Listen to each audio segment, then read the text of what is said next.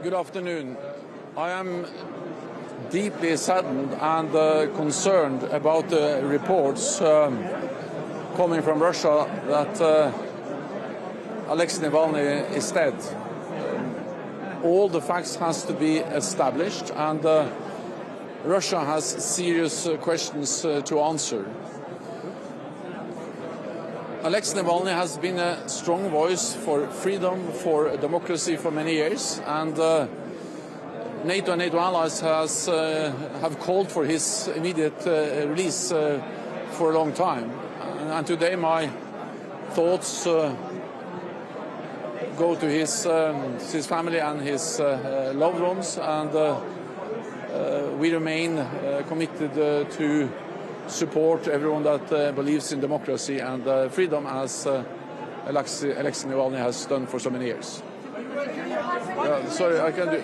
Causes of the death of Navalny? We don't have any information now.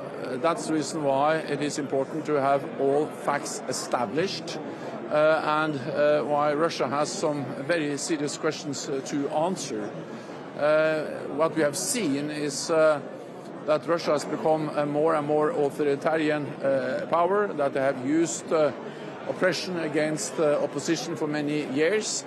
And of course he was in jail, he was a prisoner, and that makes it extremely important that Russia now answer all the questions that will be asked about the cause of the death. We are only weeks away from the Russian presidential election. Could there be any connection to his passing now?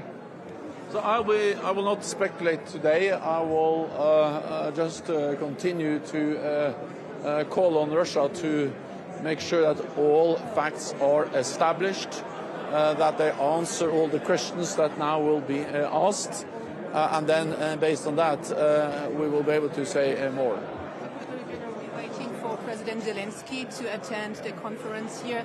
What kind of message can he take home, especially when we consider that the US aid is stalled and that the Europeans are also struggling? So critics in Ukraine would say Europe failed us once when Crimea was annexed. Is Europe going to fail us again? Our task is to ensure that we continue to support Ukraine, because this is in our security interest to do so. And the situation is difficult. The fact that the United States has not made a decision has impacted the situation on the battlefield. At the same time, I continue to expect the United States will make a decision to continue to provide support. And it's also important to actually recognize that even though the situation on the battlefield is difficult, we should not overestimate Russia and underestimate Ukraine. Just this week, the Ukrainians have demonstrated once again their skill and the competence when it comes to deep strikes by sinking one of the Russian ships in the Black Sea. We have also seen new announcements of more support for Ukraine at the NATO Defense Ministerial meeting this week. Allies announced more support for the F-16s, more air defense, and several allies also went together and promised to deliver 1 million drones to Ukraine. And then, of course, Ukraine is coming closer to NATO. We agreed to establish a new center to help and train and build capacity in Ukraine to learn lessons. And today also France and Germany are signing security assurances with Ukraine. I welcome these assurances. They're not an alternative to NATO membership, but they help Ukraine to move closer to membership. So therefore we need to continue to support Ukraine and ensure that Ukraine will become a member of the alliance. On Navalny, what does it tell us about the nature of Putin's regime? The opposition leader has died in prison. Today my message is that we need to establish all the facts, and Russia needs to answer all the questions, and many serious questions, about the causes of his death. I'm deeply saddened and very concerned. And of course Alexei Navalny was a very strong voice for freedom, for democracy. and therefore so NATO and NATO allies called for his immediate release for a long time. And my main message today is to express my condolences, and my thoughts are with his loved ones and his family.